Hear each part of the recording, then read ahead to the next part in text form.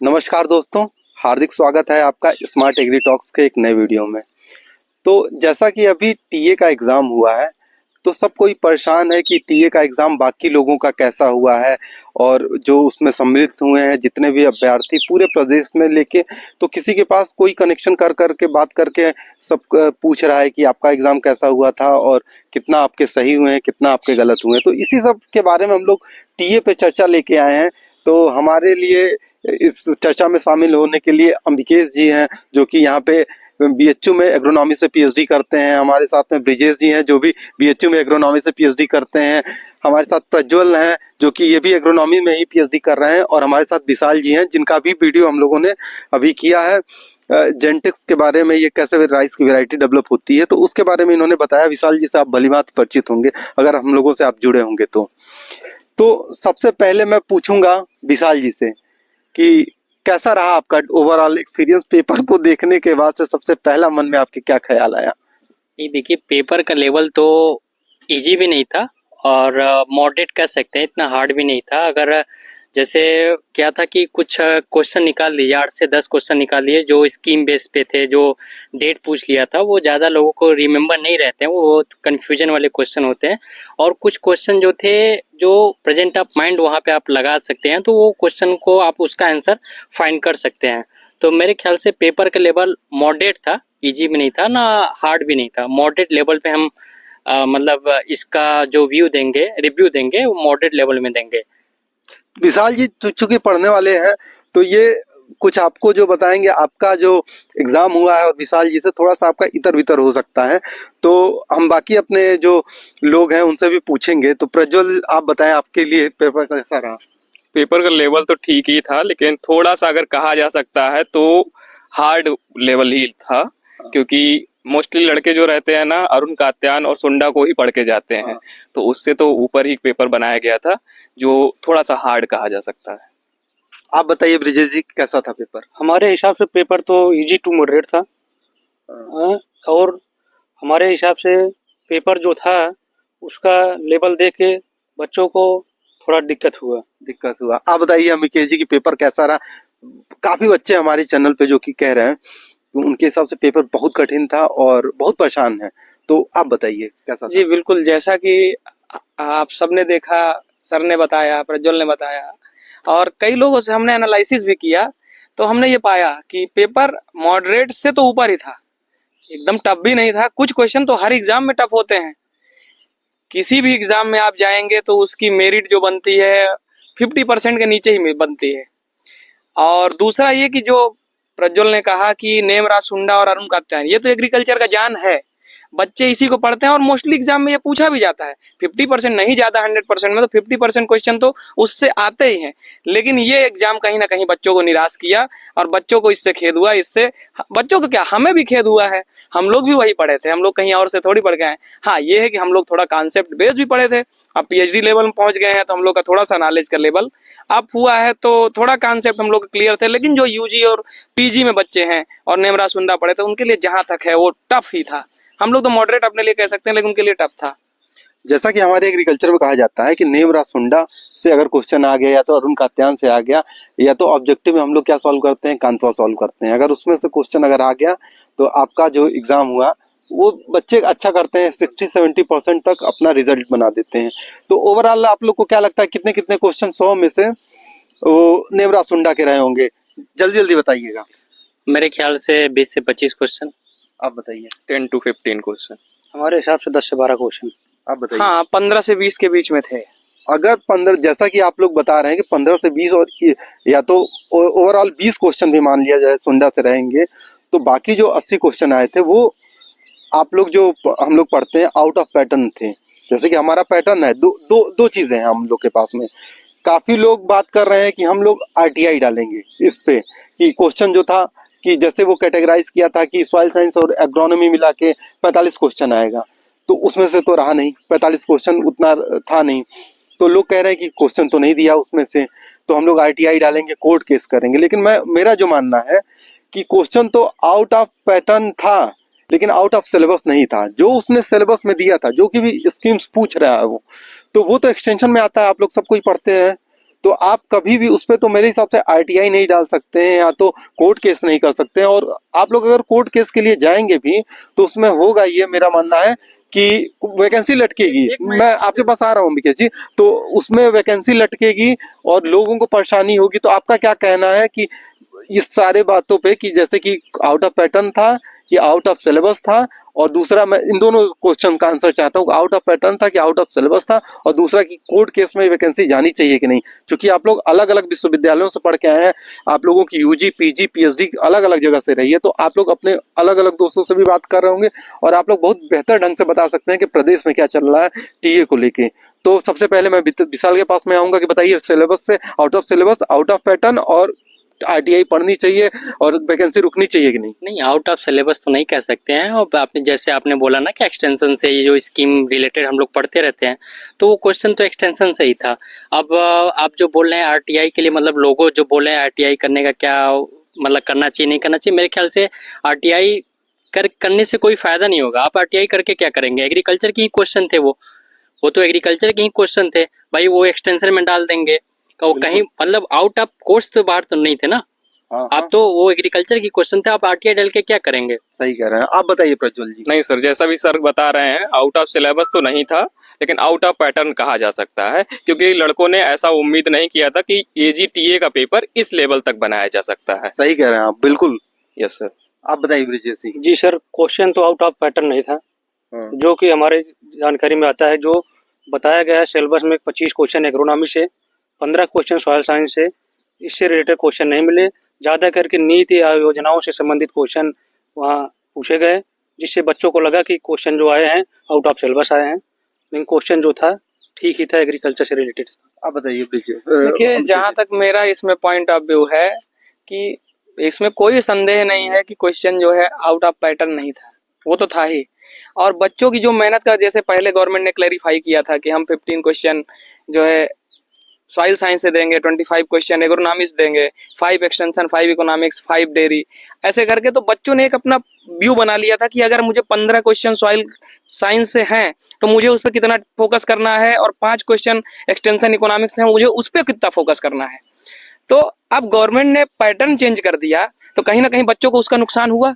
उन्होंने तो 15 क्वेश्चन के हिसाब से सॉइल साइंस पढ़ा, और सॉइल साइंस बिल्कुल जो आपके अकॉर्डिंग जो नीति आयोग के क्वेश्चन या जो फाइनेंशियल क्वेश्चन आते हैं वो आप एग्रीकल्चर में कवर कर सकते हैं, लेकिन है ना कहीं वो एक्सटेंशन का पार्ट है।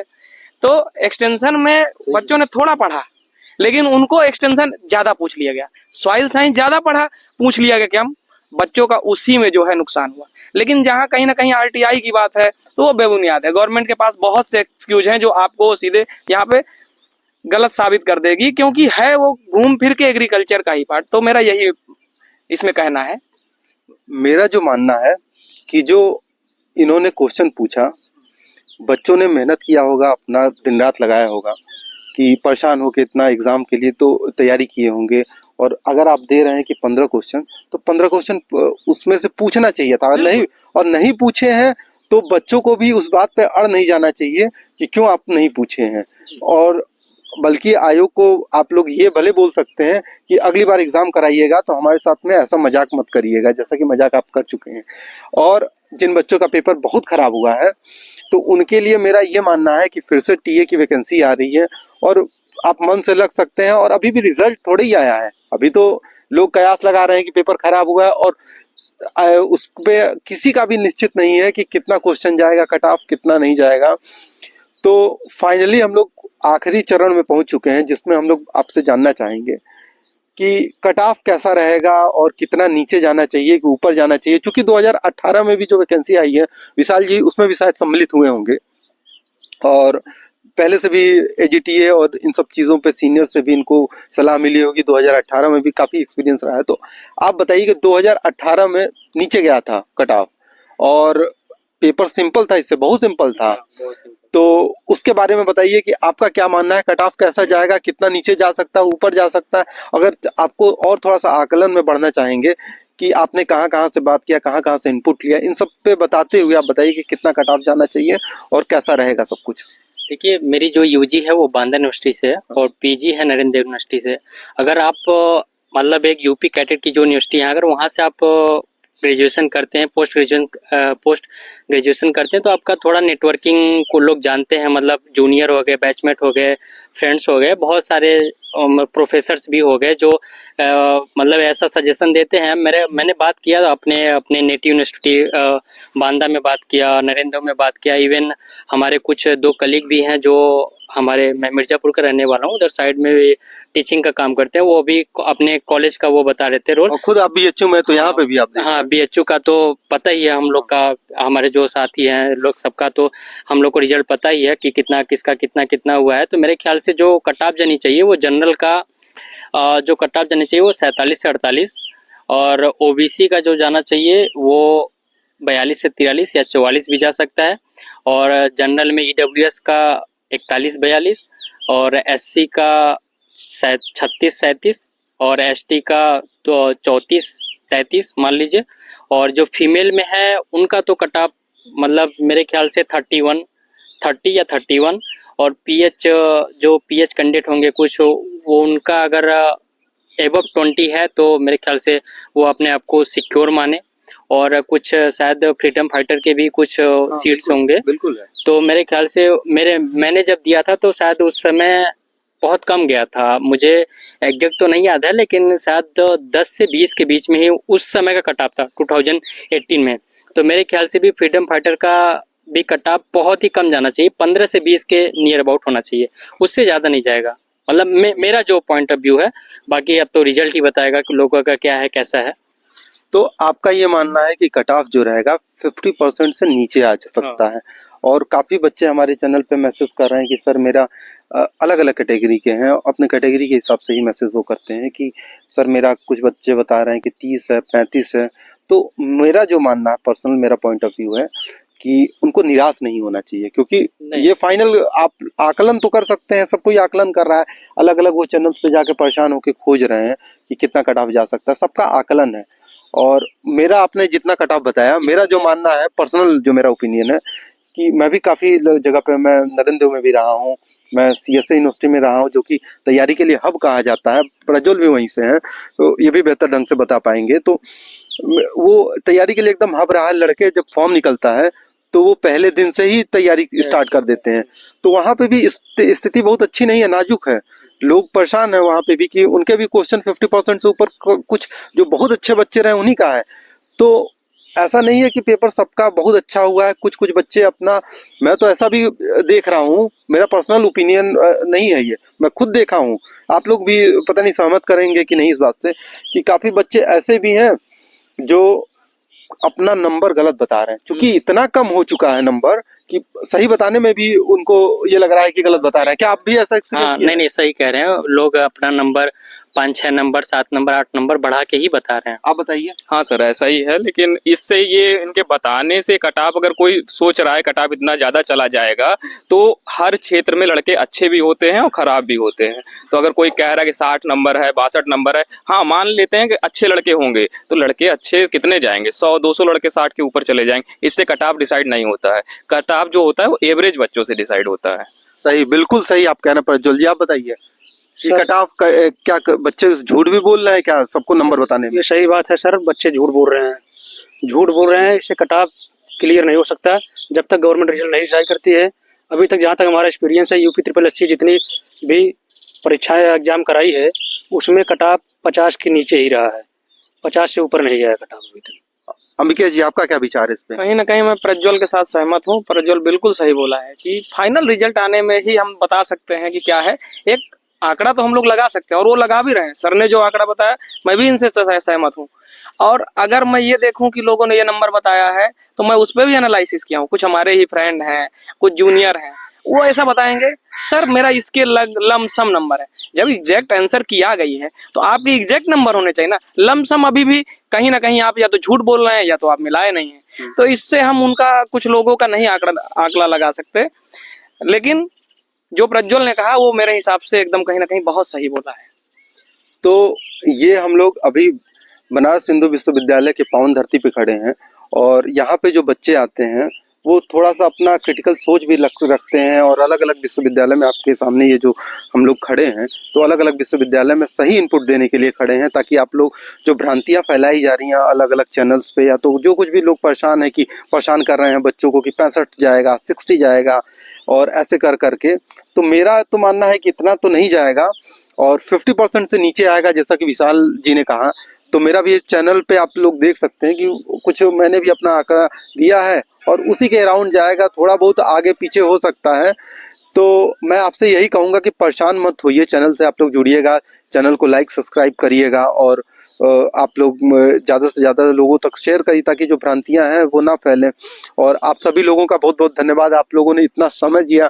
आप लोग चूँकि व्यस्तता रहती है, आप लोग रिसर्च में काम कर रहे हैं, फिर भी आप लोगों ने इतना समय दिया, बहुत बहुत धन्यवाद आपका। आपका दिन शुभ हो। अच्छा लगा आप लोगों से बात करके, धन्यवाद। हमें भी बहुत अच्छा लगा और काफी अच्छा हम लोग भी आपस में बात किए, तो उससे हम लोग का भी विचार एक दूसरे में आए। तो अब आगे हम किसी और को बताएंगे, तो जैसे प्रज्वल ने बताया, हमारा वो उससे मार्गदर्शन हुआ, सर ने बताया, तो हम उस व्यू में नहीं सोच पा रहे थे जैसा सर ने बताया, कुछ हमने बताया तो उनको भी लगा होगा। तो ये कहीं ना कहीं हम लोगों के लिए भी ज्ञानवर्धक है और हमारे साथियों के लिए तो ज्ञानवर्धक है ही। तो धन्यवाद सर आपका ये कार्यक्रम आयोजित करने के लिए, जो हम लोगों को आपने इन्वाइट किया, इसके लिए बहुत बहुत धन्यवाद। धन्यवाद। आप लोगों से यही है कि आप लोग चैनल को सब्सक्राइब करिए। धन्यवाद।